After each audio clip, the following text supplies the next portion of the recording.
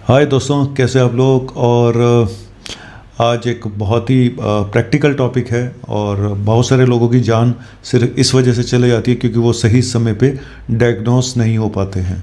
जी हाँ, मैं बात कर रहा हूँ हार्ट अटैक के समय जो चेस्ट पेन होता है उसको लोग डायग्नोस नहीं कर पाते। कई बार इवन पेशेंट से भी बहुत गलतियाँ होती हैं और डॉक्टर से भी गलतियाँ होती हैं।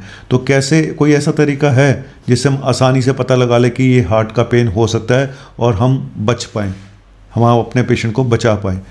और टॉपिक शुरू करने से पहले फिर बोल दूं कि आप प्लीज़ प्लीज़ प्लीज़ सब्सक्राइब कर दें मेरे चैनल को अगर आपने नहीं सब्सक्राइब किया अभी तक, जिससे कि आप आने वाले नोटिफिकेशन को देख पाएँ।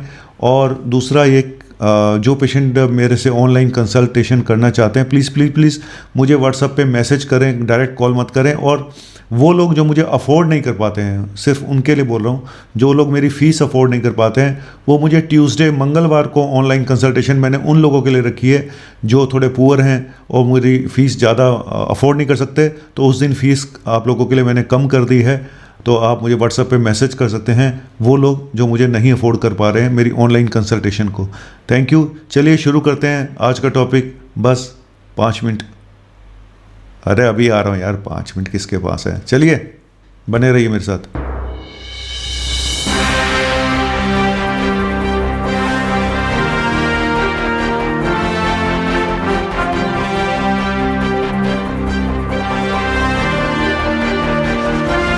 तो एक्चुअली क्या प्रॉब्लम है कि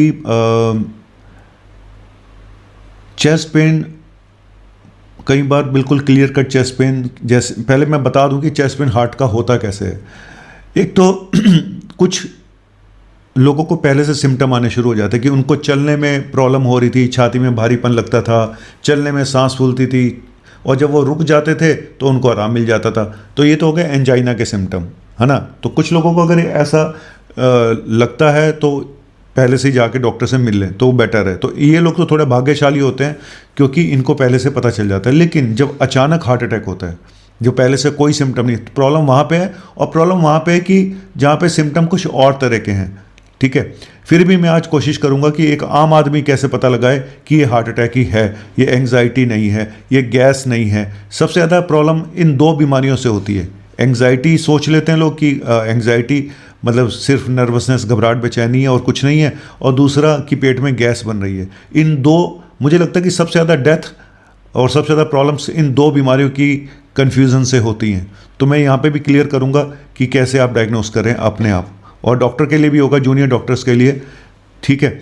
तो जनरली हार्ट अटैक का जो चेस्ट पेन होता है वो जनरली बाईं तरफ होता है। ऐसा नहीं है कि दाईं तरफ नहीं हो सकता, लेकिन जनरली बाईं तरफ होता है। बाजू में रेडिएट करता है, जॉ में आ सकता है, गर्दन में आ सकता है, कमर में जा सकता है।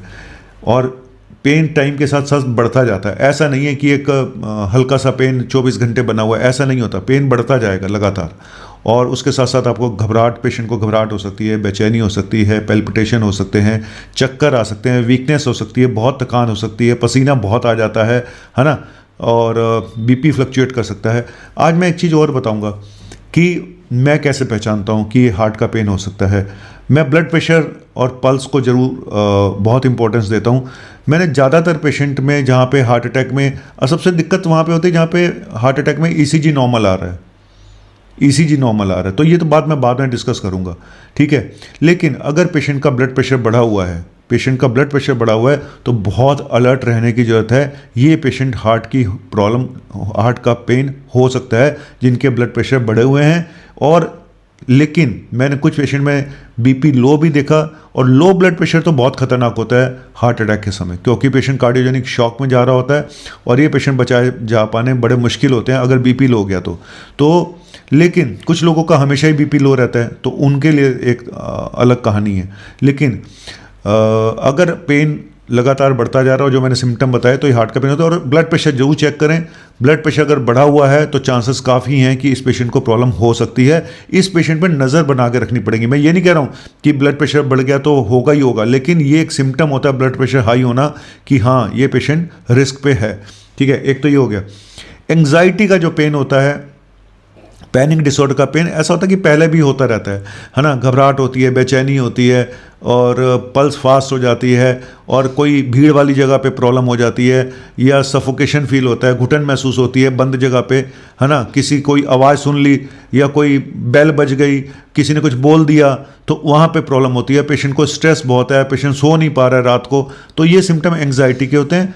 और पेट की गैस के प्रॉब्लम, यहाँ पे बहुत कन्फ्यूज़न है, गैस वाली प्रॉब्लम कि पेट में गैस बन रही है, और यहाँ पे ये प्रॉब्लम जो गैस से जो संबंधित पेन होते हैं, और जहाँ हार्ट वाले पेन भी गैस वाले ही होते हैं, ये लेडीज़ में ज़्यादा होते हैं, लेडीज़ में, फीमेल में।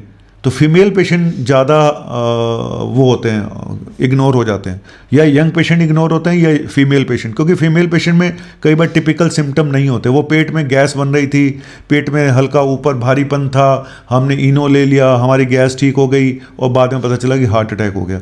तो इस वजह से कि अगर साथ में ये भी देखें, अगर पेशेंट को शुगर है, अगर पेशेंट को ब्लड प्रेशर है, पेशेंट मोटापा है, पेशेंट को कोलेस्ट्रॉल है, पेशेंट को और बहुत सारी प्रॉब्लम्स हैं, तो मल्टीपल रिस्क फैक्टर हैं, और आपकी फैमिली हिस्ट्री है, तो भाई डॉक्टर के पास जाएं, अपने आप मत रहें। और ईसीजी कई बार नॉर्मल आ जाता है, मैं फिर बोल रहा हूँ, अगर ईसीजी नॉर्मल आ रहा है लेकिन अब डॉक्टर को लग रहा है कि नहीं भाई ये पेशेंट को हाई रिस्क पेशेंट है, इसको शुगर है, बीपी है, और पहले भी कोई हिस्ट्री रही है, तो ऐसे पेशेंट में फिर ट्रोप टी या ट्रोप आई करके देख लें, क्लिनिक पे रखें किट को।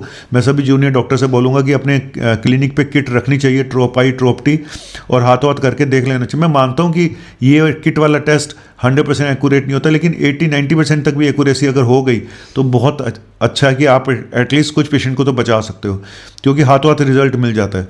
लेकिन मैं फिर बोलूँगा कि अगर ट्रोप आई, ट्रोप टी भी नेगेटिव आ रहा है, ईसीजी भी नेगेटिव आ रहा है, तो भी कोई 100% गारंटी नहीं है। 5-10% पेशेंट फिर भी ऐसे होंगे जो मिसडायग्नोस होंगे, जहाँ पे आपको फर्दर टेस्टिंग की जरूरत पड़ेगी। ऐसे पेशेंट को एडवाइस कर देना चाहिए जहाँ पे डॉक्टर को लग रहा है कि ये पेशेंट एडमिट होने लायक है, और इसको फर्दर, मैंने बहुत सारे डॉक्टर को भी डेथ होते देखा, कई कार्डियोलॉजिस्ट की भी डेथ हुई जिन्होंने ये मान लिया कि मुझे कुछ नहीं है, क्योंकि हम अपने आप को तो ये मान के चलते हैं कि हमें तो कुछ नहीं हो सकता। हर पेशेंट को ये लगता है, हर बंदे को ये लगता है कि मुझे कुछ नहीं हो सकता। वो अभी किसी की डेथ होगी ना तो ट्वीट कर रहा होगा, रेस्ट इन पीस, ये वो फलाना, थोड़े दिनों बाद उसी का ही आ रहा होता है कि वो भी चला गया। जैसे अभी हमने देखा था संजय कपूर जो करिश्मा कपूर के थे, उन्होंने थोड़े दिन पहले ही शेफाली जरीवाला के शायद उस पर ट्वीट किया था रेस्ट इन पीस, है ना, और थोड़े दिनों बाद खुद की डेथ हो गई। तो हम अपने बारे में कभी नहीं सोचते कि हम तो अमर नहीं है भाई।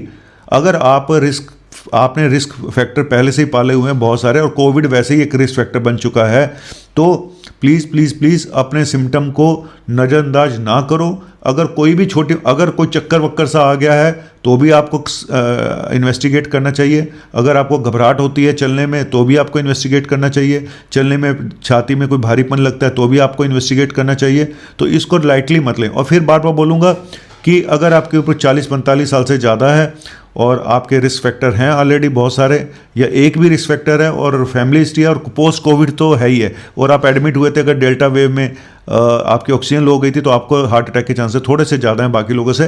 तो 2 टेस्ट मैं हमेशा बोलता हूँ, इकोकार्डियोग्राफी, और दूसरा इकोकार्डियोग्राफी बताता है आपकी हार्ट की मसल और वाल को कि वो कहीं फंक्शन ठीक कर रहे हैं, मसल तो नहीं डैमेज हो गई हैं।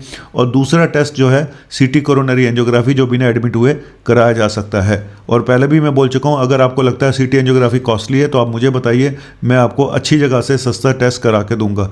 ठीक है, जितना मैं यूट्यूब के माध्यम से ऑनलाइन इसके माध्यम से कर सकता हूँ आपकी हेल्प मैं करता हूँ। और बाकी ज़्यादा ज़ोर शोर गाने बजाने करने से या ढोल पीटने से हेल्प नहीं होती, चुपचाप भी की जा सकती है, लेकिन लोगों को पता तो होना चाहिए कम से कम। ठीक है, तो चलिए ये एक छोटा सा टॉपिक था कि अगर मैं सिर्फ इतना ही बोलूँगा कि अगर डॉक्टर ये कह रहा है कि एडमिट हो जाओ तो प्लीज़ एडमिट हो जाइए। मैं मानता हूँ कुछ डॉक्टर मिस माल प्रैक्टिस करते हैं, ज़बरदस्ती एडमिट कर देते हैं पेशेंट को। अब उसमें आप सेकंड ओपिनियन ले लो, अगर आपको लग रहा है आप सेकंड ओपिनियन ले लो। ऑनलाइन का ज़माना, आप ईसीजी भेज दो।